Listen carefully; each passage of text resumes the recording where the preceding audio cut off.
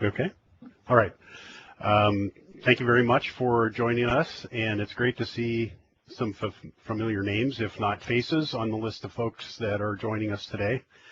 We thought we'd just start out with a poll question asking you whether you've been involved or are involved in the management and operation of a transit system within a land management agency. So I'll just give folks time to answer to that. And it looks like there are quite a few people that do have this experience. So during the session, we're going to invite you to provide comments on some of the challenges and opportunities that you guys have found in those activities. So we'll jump into the presentation now. And as soon as I get used to the computer here, we'll get going. As we said, this is Module 7. We're going to focus on financial sustainability. And a big part of that, of course, is cost estimating. The basic items that we're going to cover are listed on this slide. We're going to define what we mean by financial sustainability as it applies to ATS systems for federal land management agencies. We'll look at typical ATS project costs. We'll look at what we call project delivery strategies, and we'll define what we mean by that. Look at the range of funding and revenue sources that are currently available, and all of that could change in the future with new legislation. And then review one of the tools that's available for looking at the comparison of costs and revenues over the life of a project to see if, in fact, it is sustainable. Some qualifying remarks as we get started here. First of all, we're going to focus primarily or pretty much exclusively on transit systems as one of the examples of ATS. The reason for that is because transit systems have a kind of unique issue with respect to financial sustainability, and that is, compared to other ATSs, pretty high ongoing operating costs and needs to replace some fairly high cost equipment over the life of a project. We're going to be drawing on experience that's primarily with the National Park Service, so we're not trying to be NPS-centric here, but a lot of the experience that has been gained to date has been at national park units. Again, if there are folks with experience at other agencies, we'd love to hear your thoughts on these topics as well. The data that I have largely is coming from an inventory that was done of all transit systems in the Intermountain region of the National Park Service a couple of years ago. There is some other data from other studies that we've been involved with over the last few years. And I guess the last comment is I've been told that I tend to go through the material pretty fast. So again, please feel free to put on your yellow button if it's not already on, and also ask questions and clarifications as you might need to as we go through. And with that, we'll dive in. So financial sustainability, there's kind of a simple definition would be over the life of the project, there's enough money to pay all the costs. So there's enough revenue, and that balances the cost. But in many cases, and particularly for some reasons having to do with federal laws for federal land management agencies, the timing of the money can be very important. So a better definition is the second bullet there, and I'll just read that. And adequate funding is or will be available to cover all current and anticipated costs when they occur on an ongoing basis for the life of the project.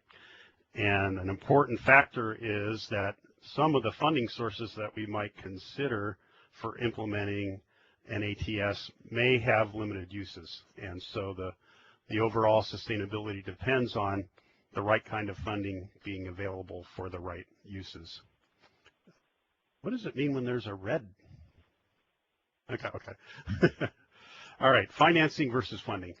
Another area where there sometimes is confusion is the terms financing and funding. They can be used interchangeably. When I'm talking about these two terms, when I'm talking about financing, I'm talking about different strategies that would assemble the cash that might be needed to support a project cost as those costs occur. And then funding is the underlying flow of funds that will ultimately be used to pay the project costs.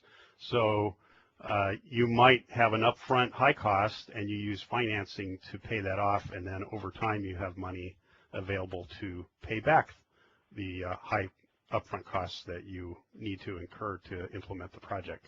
And sort of the classic example of this is if you're buying a home, typically people use a mortgage to finance a good part of the cost of the home purchase. So looking through this example here of a sample house that somebody might be considering buying for $250,000, that's the initial cost of this project. However, when thinking about whether or not this might be affordable, people need to think about what are the ongoing costs of ownership of this house, including taxes, utilities, etc. And in this case, we're saying that that's $12,000 a year. And if you look over a 30-year life, those costs are actually higher than the cost of the initial purchase of the home. Then the financing side is that most of us don't have enough money to buy our house outright, so we might get a bank loan, and these days the rates might be 5%, and we might finance $200,000 of our purchase price with a bank loan. The other sources of money then on the funding side, perhaps we've saved up $25,000 to put towards the purchase of this house, and maybe we have a generous relative who's going to give us some of the down payment, and we end up with $50,000 available to cover part of the $250,000 purchase price of the house. Then what do we need over the life of ownership of a house for, say, 30 years to actually make this sustainable? Well, to pay off the mortgage we need, and this is always frightening when you go to your loan closing, you see how much money you're paying. At 5%, it's almost double what the initial funding amount was, or actually more than double. So we need $491,000, and that'll come in $1,365 increments every month. Plus we have our $1,000 a month that we need to pay off the operating costs every year. So it ends up for our home purchase of $250,000, we need a total funding stream spread out over the 30 years of over $900,000. And so that's a good classic example of the problem that really is faced by any agency that's looking at some sort of major investment. So in the case of the home, of course, that didn't cover everything that we need to worry about. We need to have food and clothing and perhaps other costs and recreation and so forth. But just looking at the cost of the home itself, the total funding needed is 3.6 times the purchase price. Now, if we look at that from the perspective of a federal land management agency, the financing piece is usually pretty simple unless we're engaging the private sector in helping us do the project. Usually the only kind of financing that we see for a transit system is leasing of the vehicles, and that might be through a private entity, or it could be through the GSA, who also does leasing arrangements for vehicles. So in most cases, when federal land management agencies are looking at a new project to implement a transit system, they generally will pay for the facility development directly, or through their partners, or perhaps using grants. However, if we engage the private sector, as we'll see later, there will be some financing costs embedded in the cost that the private sector entity might charge to help us implement our transit system. Any questions so far that we need to address? Okay. So the key elements of financial sustainability for a transit system, certainly costs, then what we're calling project delivery strategy, which will affect financing costs primarily, and then potential revenue sources. And we're going to really talk through each of these in this order as the main components of the sustainability equation. When we look at project costs, really two main categories of costs are what we call capital costs, and the second category would be operating and maintenance costs, and then the third is financing costs, if there are any. And when we look at capital costs, there's the upfront costs to put facilities in place and buy equipment, but also over the life of the project there may be capital costs in the future, rehabilitation of equipment and facilities, and perhaps even replacement costs. And then operating costs, we have the ongoing cost of in the case of a transit system, moving the vehicles back and forth, serving the customers. And then there'll be maintenance and repair costs. And again, if we have financed it through the private sector or through GSA, some financing costs. So initial capital costs, things that go into that category include planning and compliance activities, the development of facilities, which are basically built facilities that would support the system, equipment, primarily vehicles in the case of a transit system, and to the extent there are any payments to third parties, those could be included there. The facility components for a typical transit system are listed here, stations and stops. One of the elements that may be overlooked at the outset of a project is parking. So if we're going to get visitors out of their private vehicles and on to alternative transportation, there will be a need to store those private vehicles somewhere. And then certainly pedestrian and bike facilities, both feeding into the transit system and then providing opportunities to visit different portions of the land management unit from the bus stops or transit stops. And then another area that may be needed is either upgrades to the existing road system to accommodate the weight of the transit vehicles, or perhaps even new traveled ways for the routing of the vehicles. And then another component that's important to consider is maintenance facilities. When we look at facility costs, there are these general categories. And again, these terms are pretty much National Park Service terms, but they're fairly consistent with project development terms around the industry. So we have pre-design activities, which include programming, developing concepts, environmental compliance if required, and other activities such as that. If we're going to do design, we're going to need information from land surveyors and geotechnical engineers, background information. Then when we move into design development, or it's also called preliminary engineering, which might develop our designs to, say, a 30% level of completeness. Then finally, the construction documents, which is final design. Obviously, the construction of the facilities. It's important to include the cost of managing that construction process and supervision. And then finally, testing and getting the system up and running. So when we look at costs, we want to consider all those different components to make sure we're covering the complete cost of delivering the system. Equipment components that we look at, certainly vehicles for a transit system would be the main cost, but also there may be administrative vehicles, there may be equipment for maintenance, fueling systems, especially if we're looking at some alternative fuel systems, could be an important cost category.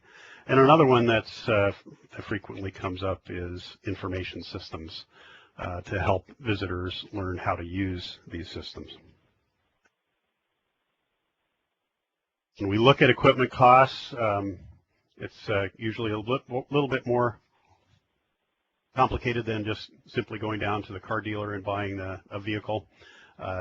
Requirements have to be developed. The specific needs of the service need to be matched to the kind of vehicles that are available. Typically, specifications are developed. Then there's a procurement process where different vendors might propose vehicles for use in the transit system. Then there's the design and manufacturing step, and then finally delivery, testing, and acceptance of vehicles. And again, the General Services Administration provides a lot of support for the acquisition of a growing number of standard type transit equipment. And in many cases, the GSA may be a great way to go to acquire vehicles for a proposed system. One of the things we need to do is be sure that at each stage of the planning process, we've got capital cost estimates that are as accurate as possible. And that's the ability to do that is founded, first of all, and number one is a complete and accurate definition of the project and all its components. And we have other training modules that talk about how to develop that complete, accurate definition and how to identify and pick the best alternatives. We're going to want to use unit prices that are reasonable and hopefully based on similar projects, and ideally in similar types of locations. We want to recognize the effects of the market, and right now the construction market's down. It's a great time to be developing new projects. A few years ago, we had very high inflation and high escalation in construction costs, and at that time many projects had construction bids that came in too high because the estimates hadn't recognized the market effects. The local construction market, what the contractors like to do, the means and methods that they use, can be important to understand as we get close to finalizing our project cost estimate. Certainly recognizing the impact, in many cases the land areas that we're talking about are remote, and there could be special construction costs related to that remote location. And then certainly with the government there and with the conditions at different areas, there could be special requirements and restrictions on the contractor, like hours of construction, for example, in an area that's got heavy visitor use, or seasonal restrictions on construction. Certainly the impact of escalation, if we're planning a project today and we're early in the planning process, the project will get built maybe 5 years from now. We have to recognize that the current costs are likely to increase over time. And then the last thing is to use contingencies for the things that we haven't defined yet and addressing unknowns. And we'll talk about some standards for contingencies that are used by the National Park Service to recognize those unknowns at different stages of the project. So again, drawing on the National Park Service as a source of great documented materials on how to do cost estimates, the Park Service uses 3 basic types or classes of cost estimates, and they're listed here. So the Class C cost estimate is a general estimate. It's prepared at the pre-design, so the planning and conceptual design stage. Class B then is more detailed. It's prepared at the design development phase of project development. And then finally, Class A estimates are done to support construction documents. So that would be the final estimate before a project goes out to bid. And we've got some examples. I have examples here of the Class C and the Class A estimates, just to step through to show you what's included here and to highlight some of the key elements of the estimate that the Park Service has developed based on its experience. So we'll start with Class C, and there's some of the key factors there listed on the left, but we'll go through those as we step around the cost estimate. So I'm going to pull one up here from a project on Cape Cod. And so here, looking at the actual calculations in the Excel file for the cost estimate, and looks like I've pulled up the wrong thing. Let me go back here. Might need your help, Amber. There. Apologize for the delay here. So I thought I clicked on that.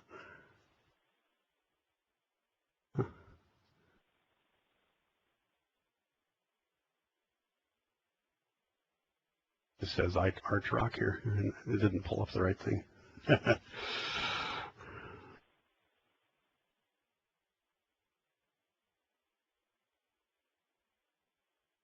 Try that one. They're both the same.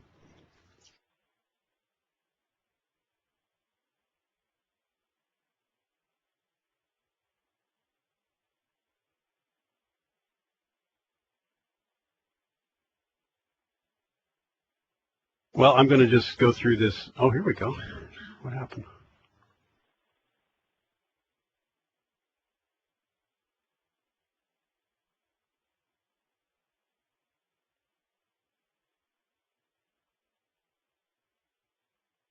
There it is. That's it.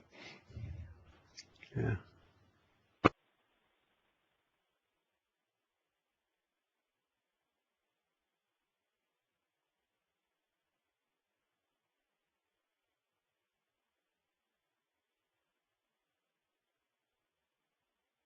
But can I see that?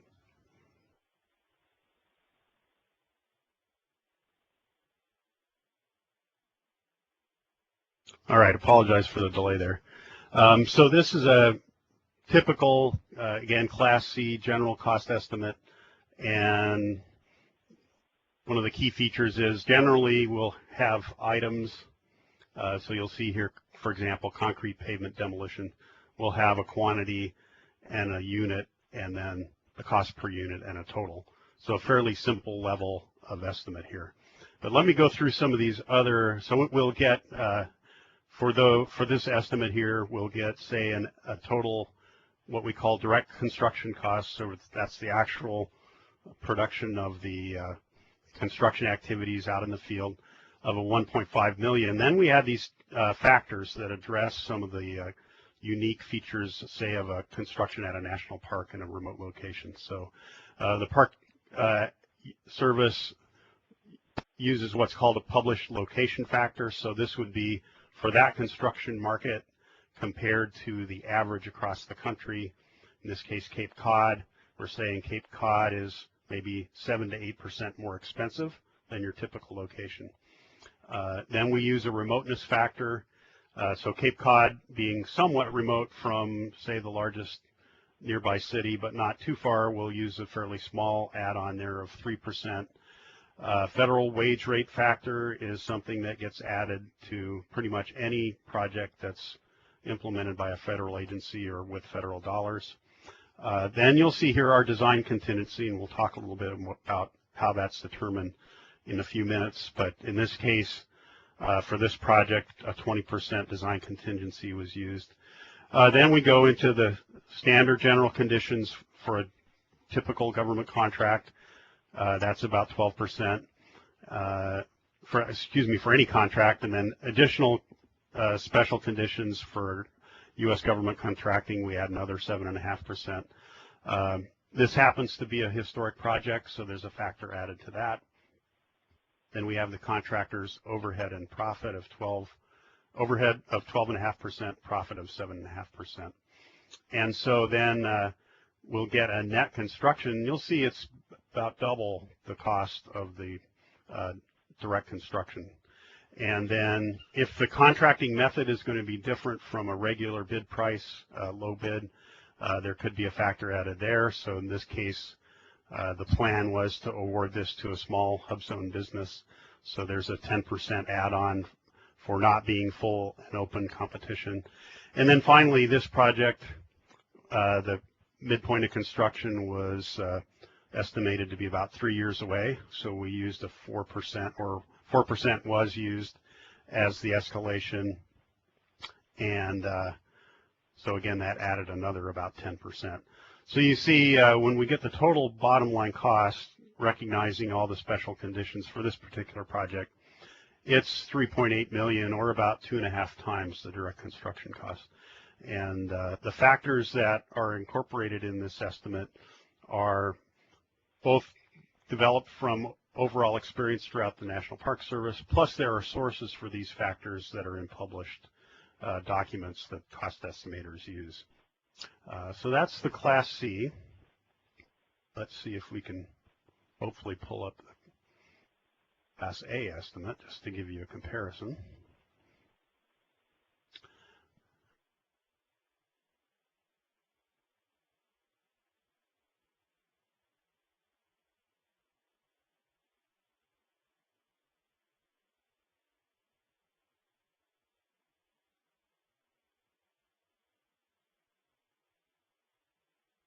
Nope, I can't get back to the other one.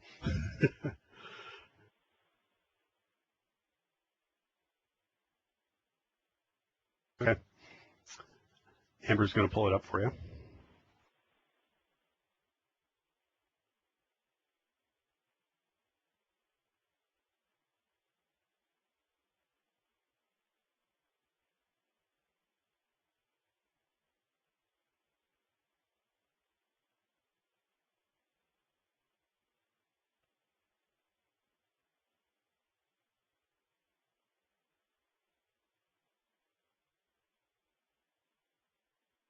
You put on the bid schedule.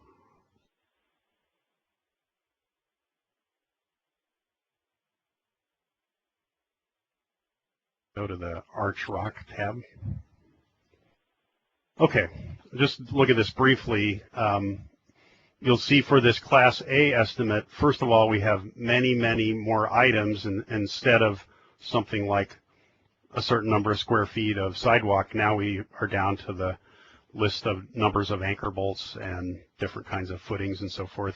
And you'll see that we have estimates of the material, the labor, and the equipment that would be involved in constructing that. So a much more detailed in terms of number of items and then how the costs are developed. And then if we could just scroll down to the bottom here.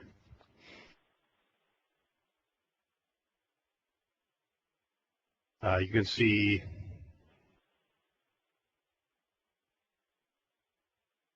so again, down at the bottom, you'll see the park location factor.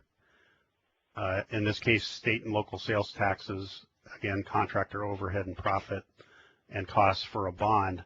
Now at this point, the design is done, so we don't have a design contingency. We know what the design is. This is what we're asking the contractor to build.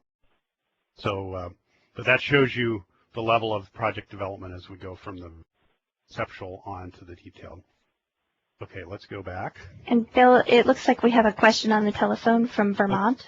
Okay. So we're going to open up the telephone line to allow them to answer their or ask their question. So Vermont, if you hear a beep on your end, it means your line is open to ask your question.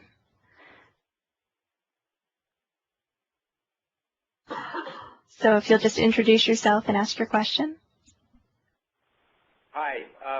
You partially answered my question, but I'm wondering if could you tell us where some of the sources are for those various factors, or is that provided somewhere in the information that you sent us? Sure. It's actually a little hard to hear you, so if you could ask your question one more time, that'd be great. You answered my question partially, but I was curious about the sources of things like the remoteness factor and the location factor and where we can find that information. I'll give you a general answer a little bit later in the presentation. Okay. And then I'll follow up maybe with a little more detail. Okay, thank you. So one of the aspects of that question would be the contingency side of it. And again, at each level, the guidance that the Park Service has suggests different levels of contingency. So for a Class C estimate, the range would be 15% to 30%. So that project we looked at Cape Cod had a 20, so it was a relatively simple project, but perhaps more unknowns than the minimum. So 20 was used. When we get to Class B, the recommended range is 10 to 20. And then Class A, again, usually there is not a contingency applied unless there's something about the project where we're not sure exactly how the contractor might construct it. But generally, that doesn't have a contingency. Now, what we were talking about there was the actual, that's an estimate of the construction bid amount. So what we anticipate when we award the contract, what's the contract value? Now, that's not the whole project cost. So these, again, are factors that the Park Service uses, and we can point you to the source material for these. But the Park Service uses 8% for construction supervision. They use a 10% for construction contingency. So that would be sort of normal change orders that come up during the process of construction that are not really related to redesign, but just the construction process and the fact that things can never quite be built the way we planned them in the design process. Then if we're back at the beginning of a project, the Park Service estimates 5% for pre-design, and that includes the conceptual design and the environmental compliance services. Then 10% to take the design through the design development and construction documents phases. And then supplemental services, which again are land survey and geotechnical survey and other kinds of special data collection, 2%. So when you add that up, that's about 35%. That is 35% of the net construction. and that gives you the estimate of the total project cost. Again, these factors are based on National Park Service experience developing and delivering a wide range of projects. Here's some of the sources that can be used. RS Means is typically used to develop the location factors, and see a cover of the 2010 facility construction cost data report there. Engineering News Record is another great source of cost factors. The Association of General Contractors produces different materials related to costs in different areas. And then also the Bureau of Labor Statistics for the federal government can be used to look at fuel costs and other cost inputs. And I guess the number one is that there's really no substitute for a good experienced cost estimator that really knows the local construction market in the location where the project's going to be. And there's a web page here I'm going to show you. The Denver Service Center has this website, and it's available for public access.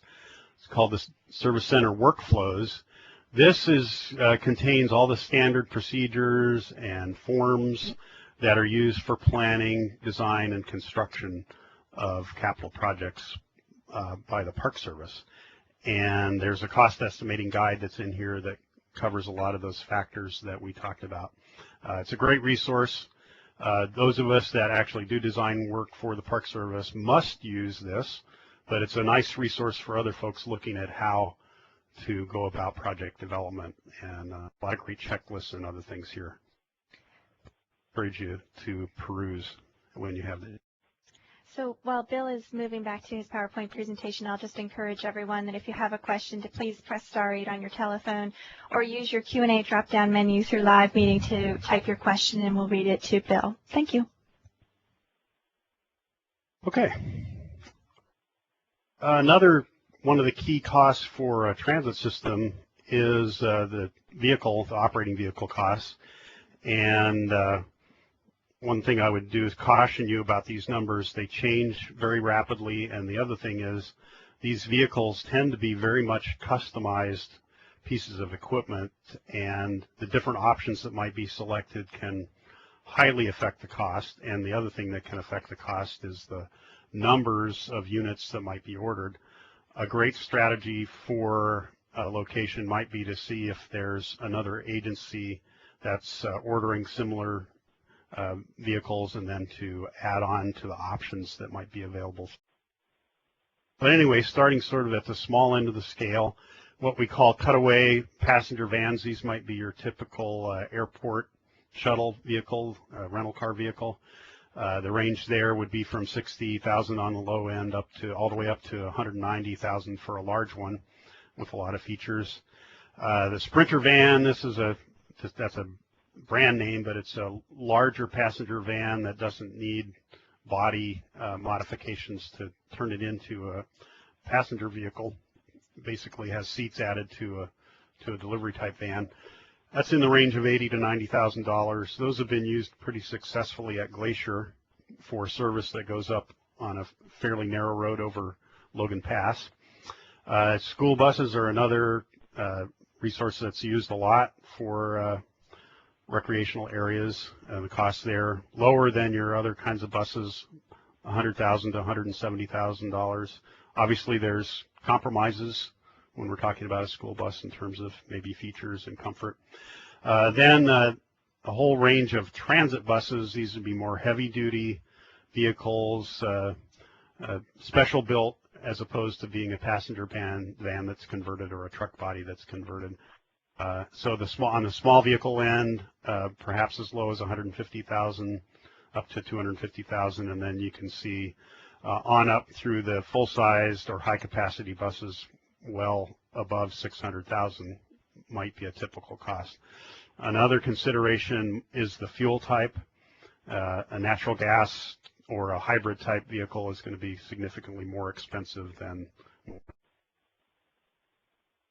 These costs are generally from procurements that we were able to identify in the last year or so.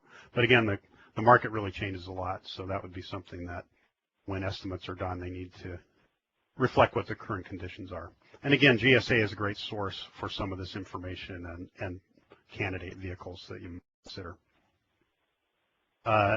Okay, so once we've got the system in place, it's been constructed, it's up and running, the vehicles have been purchased. Along the way, there's going to be the need for major overhauls, and in the case of vehicles, at some point, replacement costs. So we're really looking at primarily the equipment side, so the major components of the vehicles, engines and transmissions.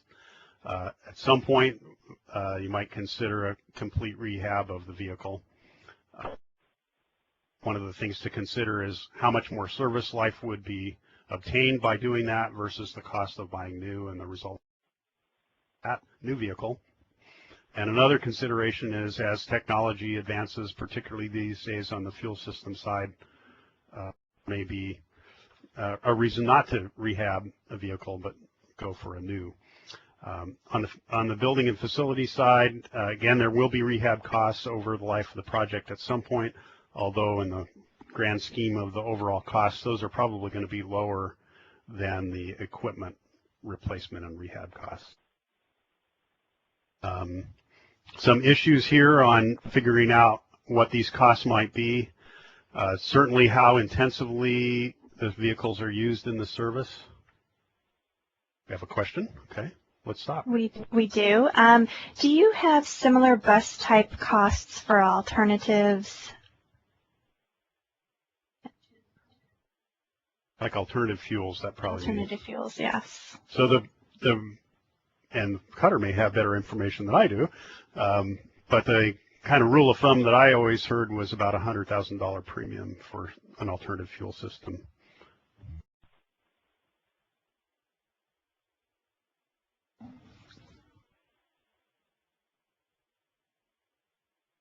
We actually have a great resource that we'll be sending out to the group right after the session. Great. Thanks. That's a great question. Okay, so we're talking about, again, so a typical urban transit bus that's running every day, intensively used throughout the day, long service day. We might expect that bus to last 12 years with significant overhauls during its life. But at a federal land management location, we might not have service on certain seasons. The day might not be as long. However, it might be a more challenging terrain that we're serving. So there's a little bit of an art to figuring out the likely costs for rehab and replacement costs to reflect the unique conditions at each location.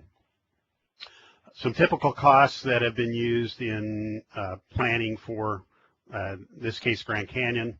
A minor overhaul for a transmission on the bus might be $8,000 to $10,000, and that might occur every 4 to 6 years. A major overhaul where the engine would be redone, again, the transmission and the body, maybe a $50,000 cost, perhaps more, and that might happen every 8 to 10 years.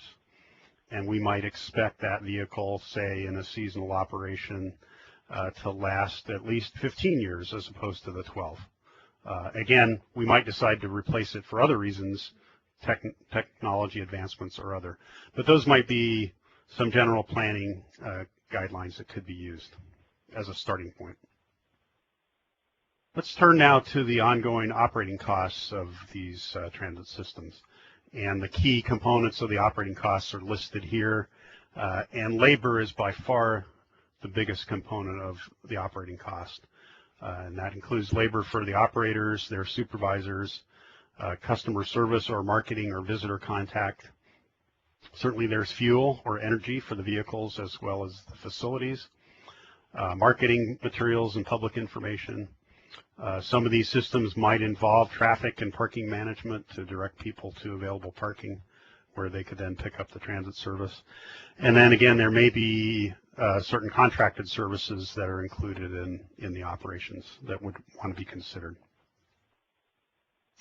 On the other side, we have maintenance and repair costs. So there's certainly routine cleaning and inspection that has to occur, fueling, labor for your scheduled maintenance, oil changes and so forth. There's consumable materials like tires and fluids. But then there's the unscheduled repairs when things break down or there are accidents that cause damage. And we can't forget that the facilities that are available or they're needed to support the operation will need maintenance themselves, and then supervision and management. Bill, there's actually a question from Deborah Lyons. She wanted to know what is the industry's standard percentage of labor costs? Percent of total costs that are labor? We can get that for you. I don't have that offhand. Actually, from our pro forma, later on we can give you an example. At the tone, you will be able to speak and be heard by everyone. Are we okay? It looks like we have a question on the telephone as well. Okay. No, they've changed their mind. All right, thank you. Okay.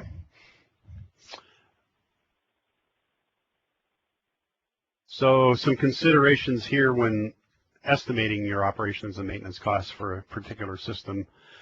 Certainly energy prices and availability, it's been a source of a lot of volatility and costs over the last 3 to 4 years.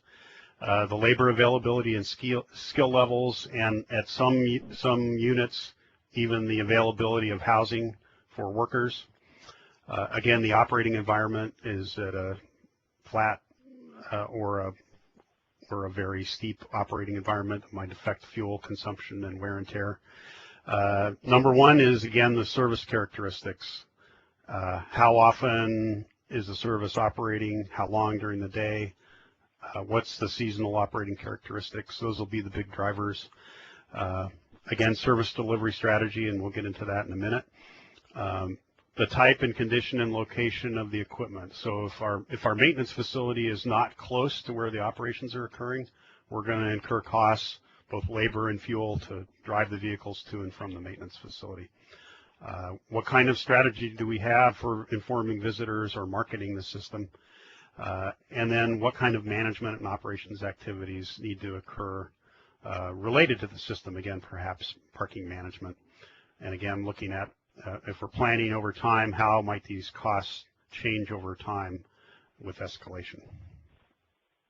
So let's talk about service delivery strategies, because it is a real key driver in some of the costs. And when we're looking at service delivery strategies, there's some key questions. So number one is, who is providing the assets? Second would be, who is actually managing the service? Third would be, where is the labor coming from for, say, the drivers and the mechanics? And then the last one is, what sort of a contract form or set of contracts might be used if the private sector is involved or if there's partners involved in delivering the service. So the service delivery strategy is going to determine what the financing requirements and the flow of funding is going to need to be. And of course, if the private sector is involved, they're going to expect to get at least some kind of an opportunity for profit on those costs that they're taking on. So we'll talk about these basic types of service delivery strategies listed here. So a concessioner or concessionaire, a service contract where the service contractor provides the assets, a service contract where the public agency provides some or all of the assets, a partnership with, say, another public agency or a nonprofit, and then finally direct operation by the Federal Land Management Agency. And there's examples of each of these in operation around the country today. So concessioner service delivery is the best example I can think of, and I think this is ending before too long, is the Tourmobile operation in Washington, D.C. The private entity provides all the facilities, all the equipment, and the services, and it can't receive any funding from the government. All the funding comes from the users or from the private sector to cover the cost of the operation. One of the characteristics of this type of service is, because it's an entirely private entity that's doing it, and likely the entity considers the information proprietary, we really don't know much about what the actual operating costs are for these services. There's a modified version of that. The best example is at Yosemite, and this is where the private entity provides the services, but the government, in this case the Park Service, provides some of the equipment and the facilities. So the Yosemite Valley Shuttle, for example, the shuttles were purchased by the federal government using in part a predecessor to the TRIP grants. The maintenance occurs in one of the concessionaire facilities, and the money for the system, which is free for the users, actually comes from surcharges on other sales by the concessionaire. So surcharges on the lodging and surcharges on food and other things that people might buy. And there's other examples around the country. At Mesa Verde, for example, the concessionaire operates one of the services there. Again, because it's a private entity, and depending on the contract, there may or may not be any requirement to turn over information. We generally don't know a lot about the actual operating costs of this type of arrangement either. The next set of service delivery strategies involve the private sector through contracting, through a service contract. And two main ways to do that is, one, turn the entire thing over to the contractor, and they provide all the vehicles, the maintenance facilities that might be required, the fueling, and then a fee is paid back to the contractor by the government on a contract basis, usually on a vehicle hour basis.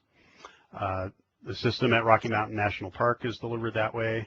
The Point Reyes National Seashore Shuttle is another example. The operating costs here are fairly high, $120 to $135 per vehicle hour, with the most recent data that we have. And typically these are one-year contracts and can be renewed for 3 years. The government might provide some facilities within the park unit. So, for example, in Rocky Mountain, the Park Service has provided some shelters and parking facilities and so forth. The reason the costs are as high as they are is the contractor is trying to obviously get paid for the costs of providing the vehicles and the equipment. And Bill, it actually looks like we have a question, so we're going to open up the phone line to Montana and allow them to ask their question. So in just a few minutes, you'll hear a beep and you'll be able to ask your question to Bill. Yeah, this is Jim Foster from Glacier National Park, Bill. How you doing? Hi, Jim. Hey, this is great to know, because that's one of the questions I had regarding Rocky Mountain National Park and how they were funding it. The question I've got, though, is where does the money come from for them to be able to pay those higher contractor costs to operate their transit system? Okay, that's a little later in the presentation, but the short answer is they too are using entry fees to generate the funds to pay this. Well, I'll wait then. Thank you. Okay.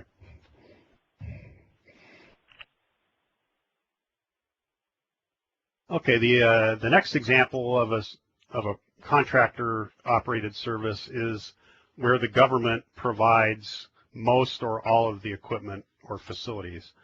And the two examples from the inventory that was done in the Intermountain region are Grand Canyon and Zion. The operating cost for those systems is around $55 per vehicle hour. And the reason that's lower is because really what's being covered is the cost of the operators and their supervisors. In the case of Grand Canyon, the park actually buys the fuel separately, and the contractor uses it. I'm not familiar right off the bat with exactly how the fuel is handled at Zion. But now we're not having the contractor needing to pay off the investment in, say, buying vehicles to operate the service, or in providing facilities to maintain the vehicles. And so that's why these costs are lower. Another example, and Jim's got one there at Glacier, is a partnership arrangement where a federal government and a partner would come together and provide facilities and equipment in a partnership arrangement. Typically the park unit or federal land management unit would provide facilities within the unit. Facilities outside might be provided by the partner. A lot of examples of these, the Yosemite Area Regional Transportation System, YARTS, Glacier System, Acadia System, a system at Maroon Bells in the Forest Service in Colorado, are provided through the partnership. And the partnerships can vary widely in the terms and conditions and the roles of the different partners. There's quite a range on the costs here. The lowest, I think, was at Glacier, around $34 for the data that we had, and up to about $80 an hour, more in the Bay Area where the transit operators there experience higher operating costs. So those costs are going to vary a lot depending both on the public agency cost structure and the specific roles of the different partners. But it seems to be a trend that more and more of the systems are being implemented through this type of partnership arrangement. And then finally, some small systems are operated directly by agency staff, managed by agency staff, using vehicles that are either owned or leased by the agency. The example of a fairly large system that we had in the Intermountain region was at LBJ, National Historical Park. We understand that that system is actually not operating anymore, but the cost for that system at the time was around $50 per vehicle hour. There are other examples of smaller, like single vehicle special purpose systems in operation around the country that may have even lower costs depending on what the other duties of the staff that are operating the vehicles might be. So let's turn now to, we've talked about the costs, we've talked about the service delivery strategies, and again, how the service delivery strategies affect who pays and when the money is needed. Let's talk about the funding sources and some of the financing strategies that have been applied to developing these systems. Again, the GSA has been a source for vehicle purchase and leasing. The private sector also can be a source of perhaps leasing facilities for maintenance facilities if required. Private sector financing is involved if we engage a contractor and they provide vehicles or other facilities. Bonding may be possible on the part of some of the partners that a federal agency might go into a project with. The partners have their own funding sources, which might include both local taxing sources as well as federal funds that are available to those partners that might not be available to the Federal Land Management Agency. And then finally, a whole range of federal funding programs.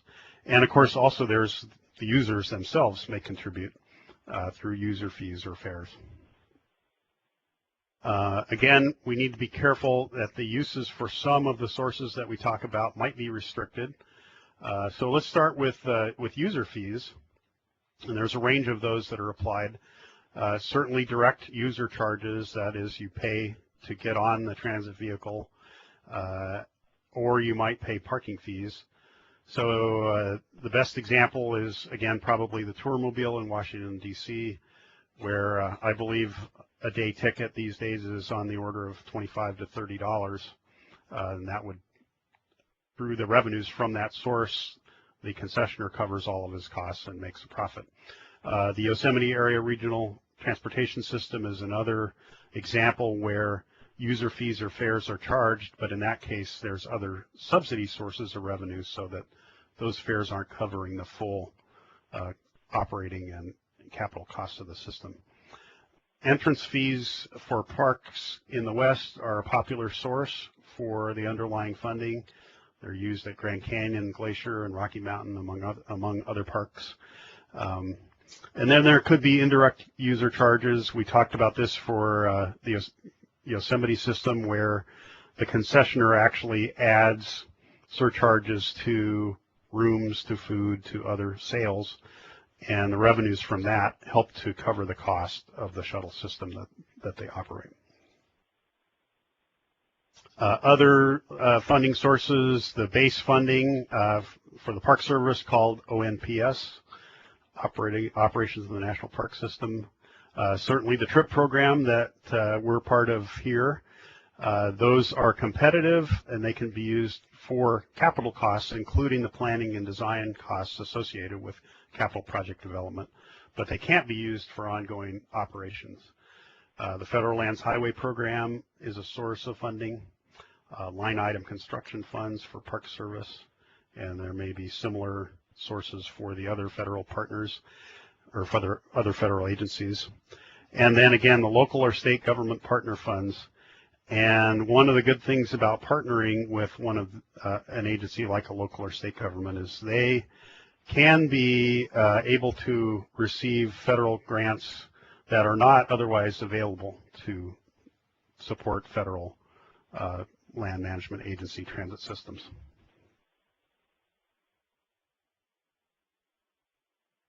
So some of the sources under the current transportation legislation are listed here. The 5307 Urbanized Area Formula Program, which can cover capital costs, that would be only in urbanized areas.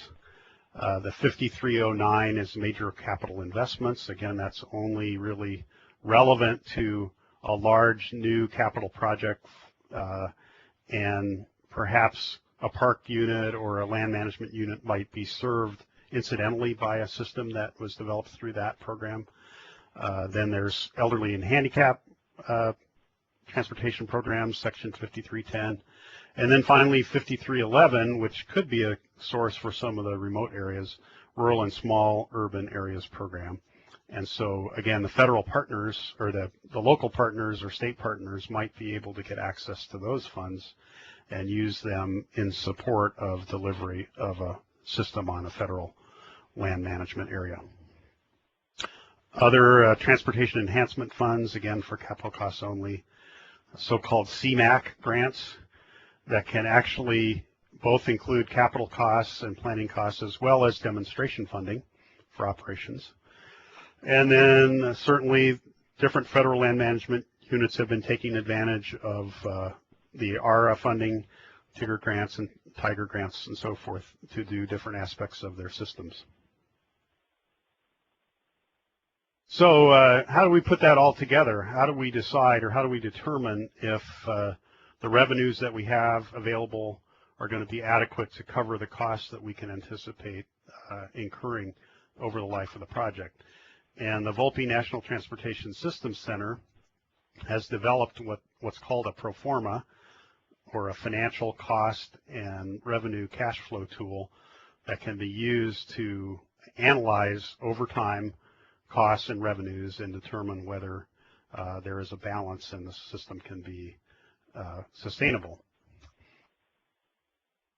Some of the basics involved in using the tool and conducting the analysis are listed here. Certainly we want to reflect the selected service delivery strategy so that we've got the right costs incorporated and the right range of funding sources that might be available.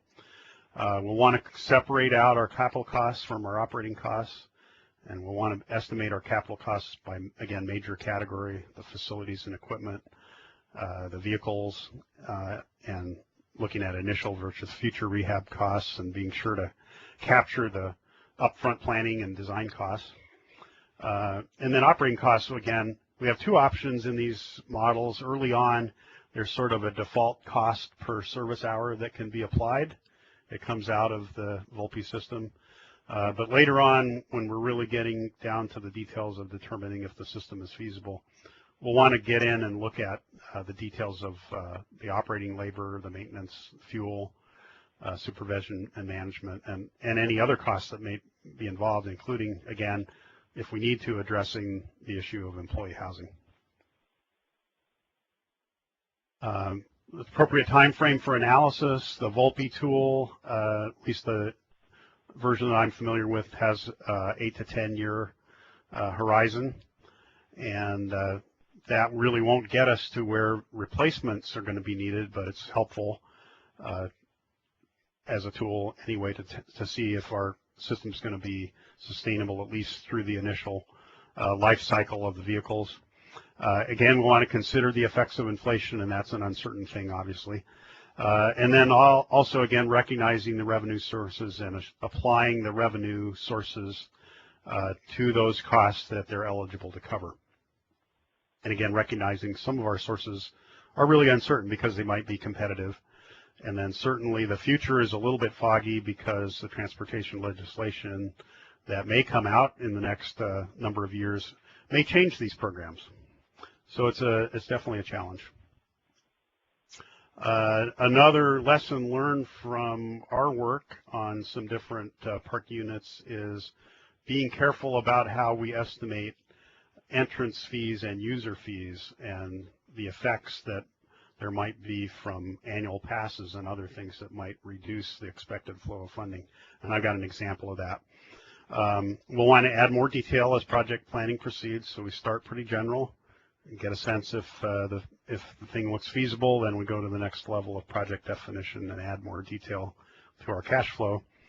And again, one of the challenges that federal agencies have compared to, say, a normal transit agency is there's really not a good way to sort of bank money now to pay off future costs. There's limitations on what can be done there, and that actually poses a real challenge if we're trying to plan for, say, a major replacement of vehicles in the future.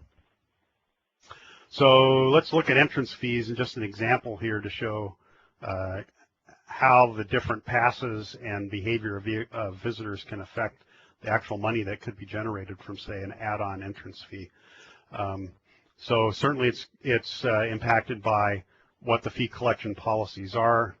Private vehicles, what's charged to tours, what about individuals walking up, annual passes, and then when parks count visitors, if somebody comes in on Monday and then they use their same 7-day pass to come in on Wednesday, that's 2 visits, but there's no more money for the second visit, so we have to account for all of that.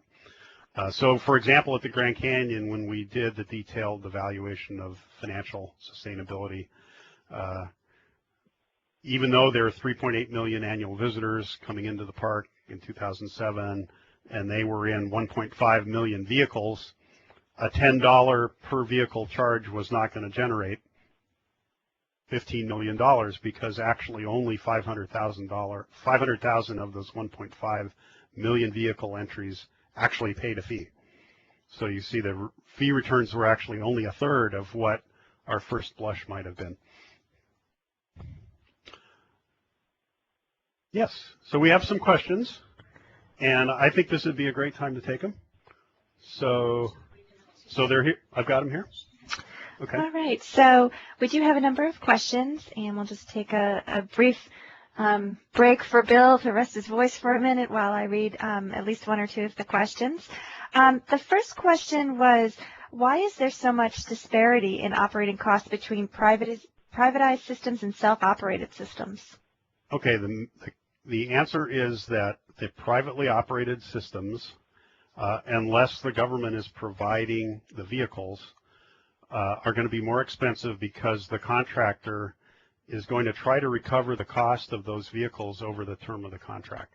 And because of the federal contracting regulations restricting it to a 3-year contract, the vehicle costs end up being very high in order to be able to recover the cost.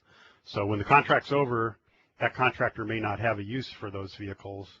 They may not be able to be sold, so they want to make sure they cover their costs. So that's the number one factor that causes the privately operated systems to be more expensive. Now, if you look at the self-operated compared to the partner, compared to the private with government providing facilities and equipment, those costs are pretty comparable.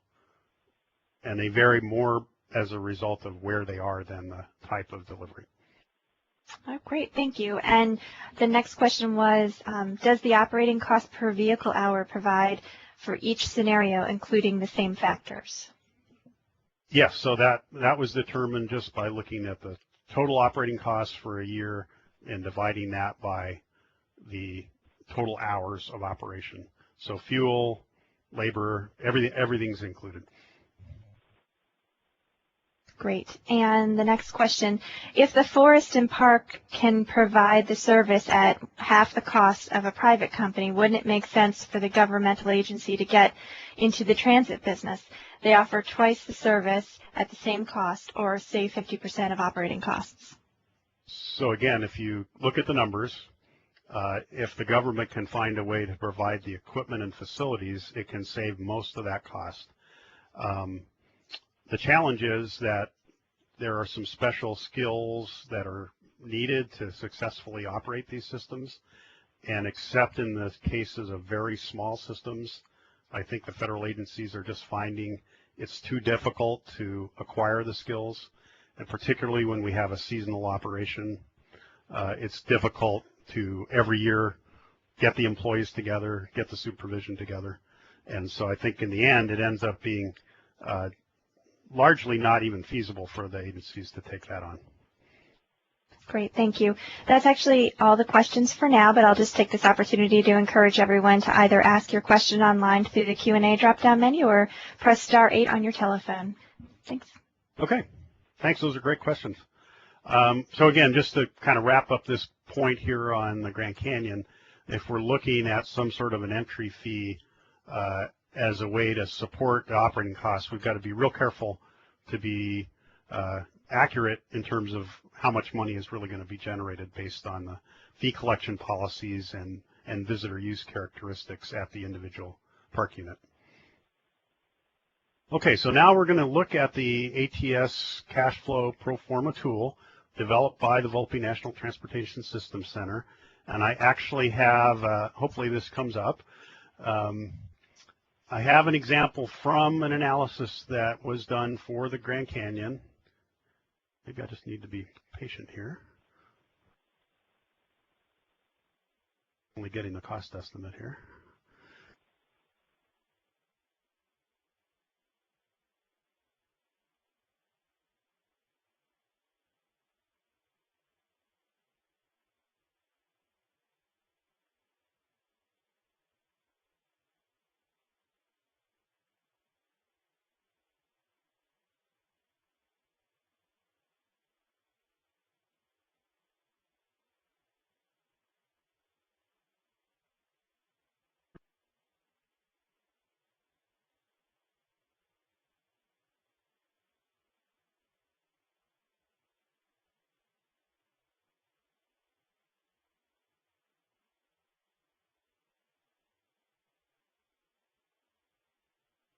Okay, so this is the Volpe tool, and we're looking at it, of course, has several tabs, but we're going to look at what's called the main sheet and just kind of go through the components that are in here. So across the top, we'll see that we have years, and so we input 2 years of actual data if we have a system that's in place.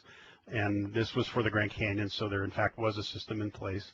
And then again, we go 2008 out to 2015 is the time frame that's included here. And the pro forma includes an income section at the top, and so we'll see a set of uses here. Users, visitors fee.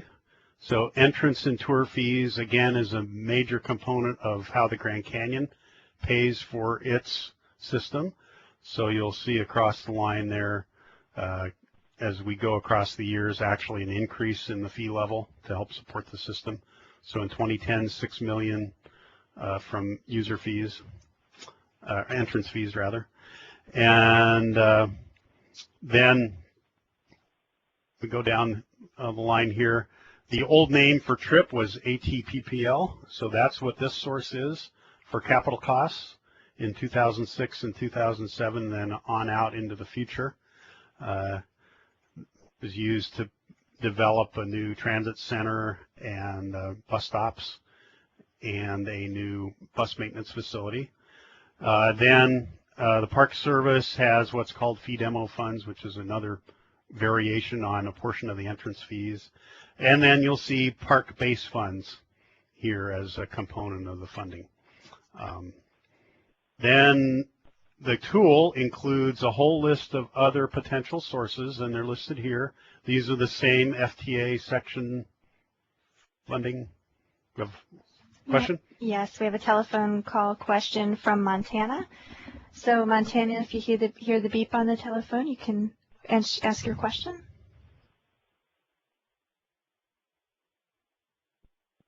Hi, Bill.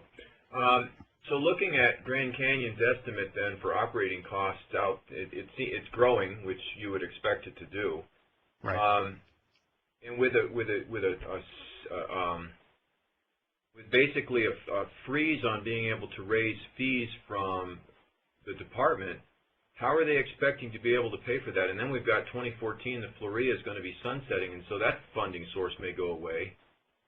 Right. So what they were doing, if you look at a little more detail, the fee demo funds were declining, and the transportation fee was increasing in step, and then they're sunsetting the park-based funding component. So that's why the transportation fee was increasing so much. But you're absolutely right. I mean, from a policy perspective, these sources may not actually be sustainable depending on future policy direction. If these fees are sunsetted, and I know that's definitely a concern in general of the Park Service about all the systems. Is how's that going to be paid for in the future if those things do sunset? Did that answer it? Yes, thank you. Okay. So that's the revenue side, and you'll see that the park, in this case, the park was not using these other FTA sources, and they're really not generally available unless there's a partner involved in the project, and then those sources might be tapped. But again, the tool has the ability to add other as yet undefined sources if your project has that. So in any case, what the tool will do is add up all the capital sources and then all the operating sources by year and show what funding is available. And then let's look just down quickly at the expense side. So we have up to 3 types of vehicles, and we have the unit cost for vehicles and the number. And then equipment, facilities, dispatch, administrative, a whole list of potential types of capital projects. And you'll see the Grand Canyon here. I've highlighted stations and shelters and a bypass lane for transit at one location, signage, improvements to one of the entrance roads. So all of these costs would have come from the detailed definition of the project and then cost estimates prepared for each of those.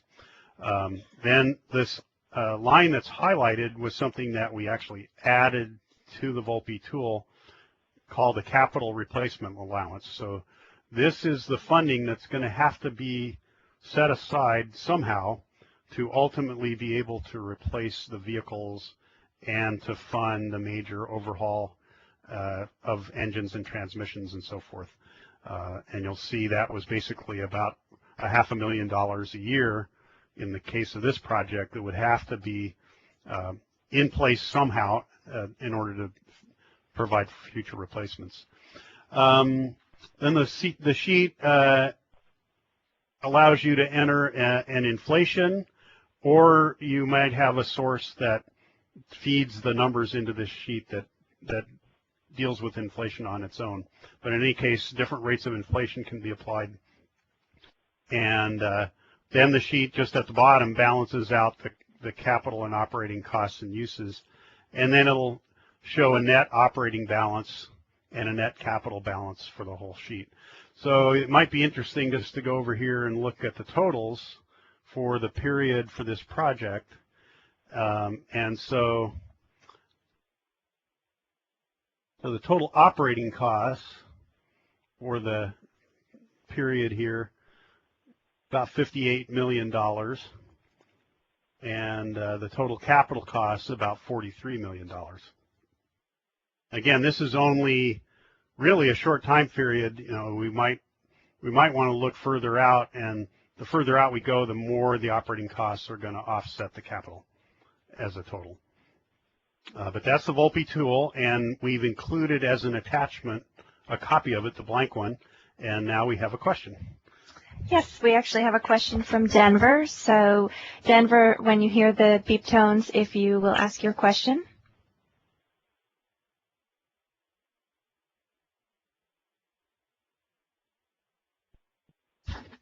Hi, Bill. It's Susan Law. I have a question about capital replacement of vehicles.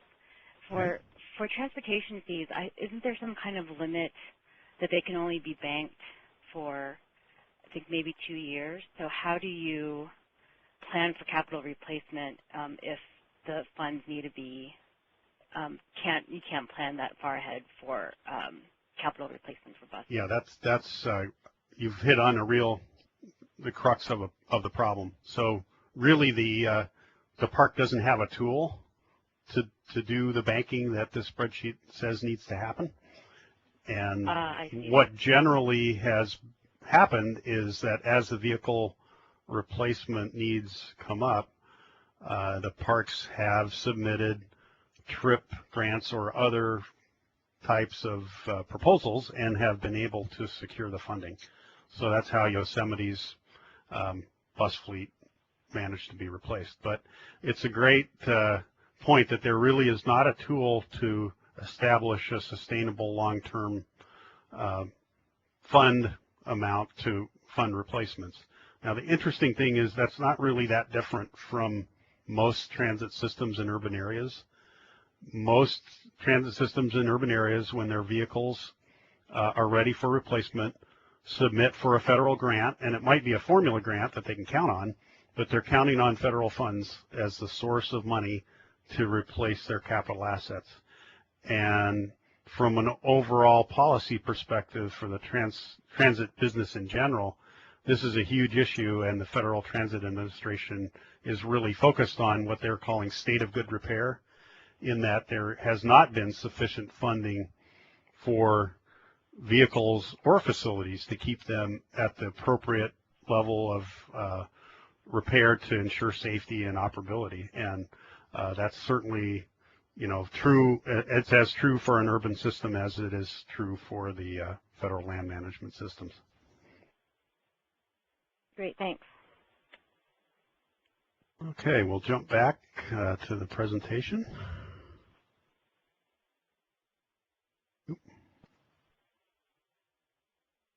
Right. There we go. So we're coming to the end here. And I think the questions that we've been getting really point to these points that I'm making on this slide, that putting together the funding sources for long-term sustainability is very challenging for both policy reasons and the actual ability to put together the funding streams that are going to support the systems. We already talked about the fact that throughout the nation, this issue of state of good repair is a growing issue. And, if we use entrance and transportation fees for transportation uses, there might be other critical needs that the units have that can't be covered because those funds are used in that way. So it's definitely not an easy solution. So just a quick review here of the key concepts that we've covered today. The financial sustainability definition, number one, it needs to be founded on a really good definition of the project, including all the costs of ownership. The cost estimates need to reflect the conditions where the project's being developed. We do need to look at long-term costs for rehabilitation and replacement of our key assets. Operating and maintenance costs over time are going to represent by far the largest components of cost, and so funding those is going to be a challenge. We need to look at a range of service delivery strategies, and depending on the park, the approach of engaging the private sector may well be a prudent move, even though the costs are higher. After a year, you can shut it down if you have to, so there's definitely a benefit there. Considering the allowable uses for the different funding sources is important. And then again, having a tool where you can look at the needs for money over time and compare that with the available funds to assure that the system stays in balance. So that brings us to the end of the presentation, but we have some more time for additional questions or discussion, and particularly folks that said that they have experience operating and managing these systems. It might be good just to hear their perspectives on some of these challenges. So I'll throw it open to anyone if there are any questions. Great, thank you, Bill. So if you do have a question and you're joining us via telephone and you'd like to ask that question, simply press *8 on your telephone. Or if you'd like to ask your question and simply type it in, just use the Q&A drop-down menu, type in your question, and we'll read it to you. It looks like we do have one question so far, and it's from Montana. So in just a moment, Montana, the phone will beep and the line will be open for you to ask your question.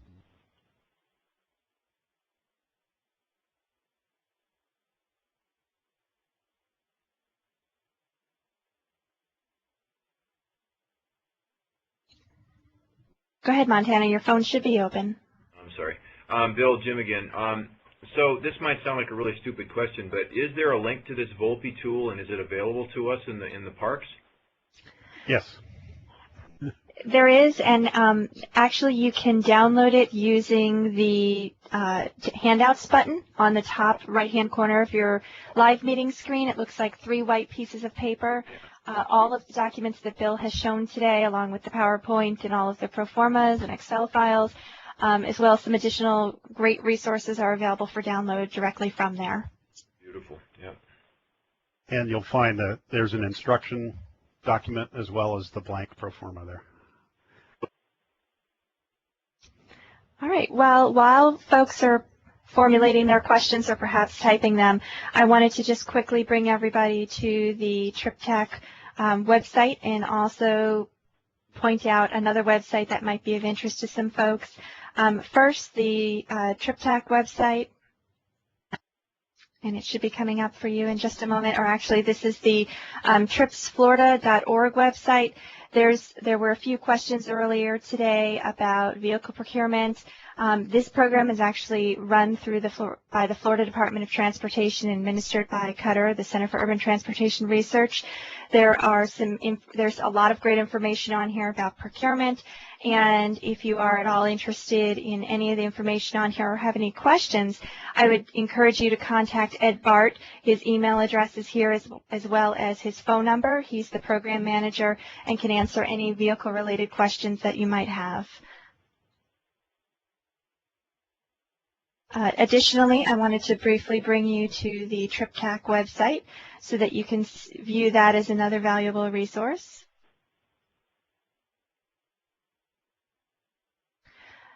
This is the Transit in the Parks TAC website, and hopefully everybody can see it and has taken an opportunity to view it at least one time before. There's some great resources on here, and it will continue to grow and have additional resources. Additionally, trainings that are upcoming will be posted here as well.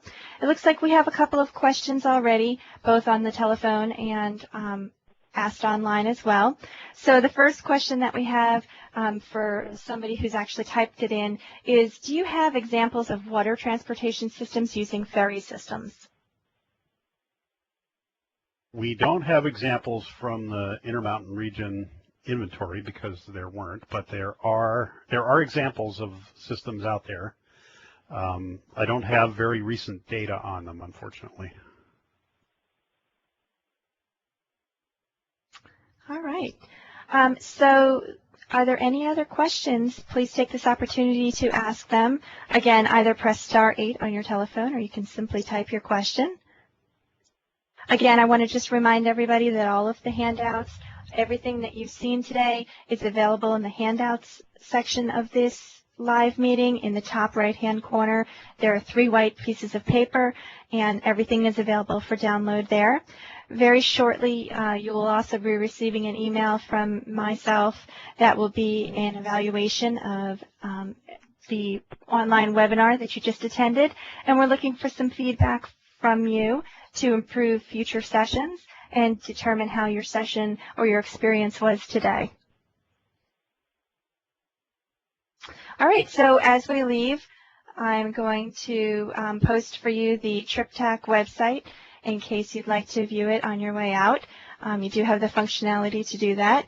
And again, if you're at all interested in looking at the procurement website, the address is www.tripsflorida.org. There's some great resources information out there, and you can contact our colleague Ed Bart for additional information. So thank you so much for joining us today. We look forward to seeing you in future online training events, and a special thanks to Bill Byrne, who did a great job in presenting this topic for us today.